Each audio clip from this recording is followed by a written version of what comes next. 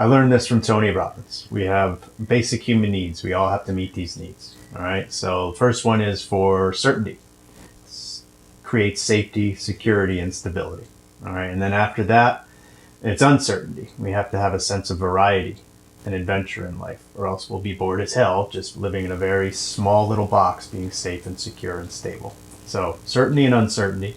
And then we need love and connection, and a sense that we are significant, we're important, and we matter. So significance, importance, and that we matter is more of an autonomous kind of like it's for our individuality.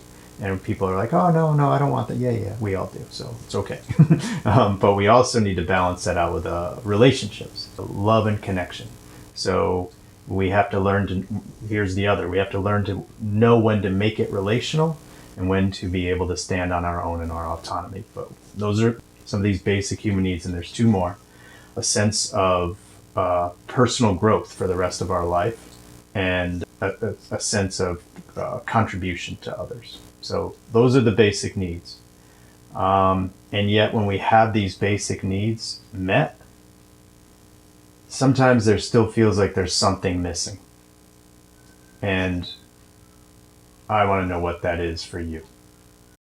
All right, so one of the questions that I get is my therapy and my coaching focused on the past, the present, or the future? And it's a great question. It's all three. I usually start with obviously what's going on in the present. You know, what brings you in? Why are you making this call now? Why didn't you wait 3 more months, or why didn't you do it 3 months earlier? Is there something significant about now that made you pull the trigger, make the call, and come in for treatment? It's not treatment, it's for therapy. And it's not for therapy, it's for coaching. It's for all of these things. Whatever word works best for you. Start with the present. I usually then go into what is it that you want. So if you can understand what you want in your future and why you want it, those two things are going to be essential for you to then work with me on what's keeping, where are the obstacles that are keeping you from getting what you want. And that's where we go to the past. We usually understand, yes, the current obstacles, but there are a lot of hints and clues of what is unfinished in our past. So once we're linked to the future and know what we want, continue to feel how it feels. Like, oh, I don't feel so confident in getting that. Oh, okay. So you're closing down, you're constricting, you're not feeling open and expansive to creating this life that you want. Why is that? It's probably because there's something unresolved from your past. And that's what we'll do. We'll look at those obstacles to help clear the path so you can get what you want. So we look backward in order to go forward. Another good question I get is, how will I know therapy is working?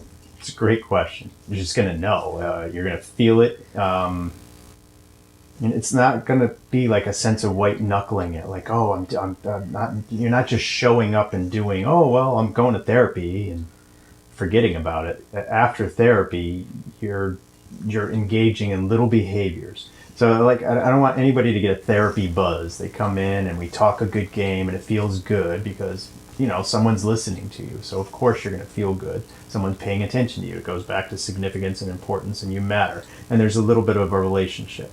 But a relationship with me is not why you're here. It's your relationship with others that are significant in your life. It's the relationship to your life. So how will you know it's working? You'll know it's working when you're actually making little behavioral changes that build on one another, like compound interest. All of a sudden you're like, wow, all of this has paid off because you keep working and efforting to accomplish what brought you in the first place. You will know it's working, and we'll keep checking it out.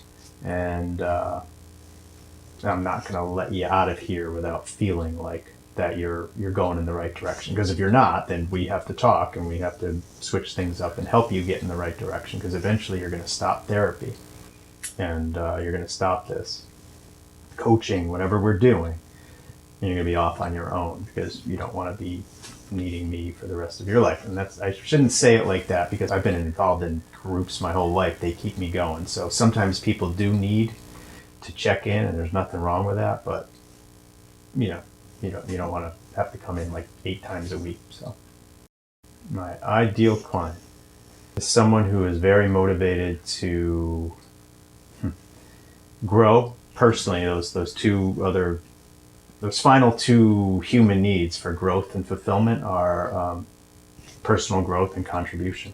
So my ideal client is the person who needs a little help to unblock themselves so they can contribute to the world and make it a better place. And they can't do that if they're not able to contribute to themselves and make them better.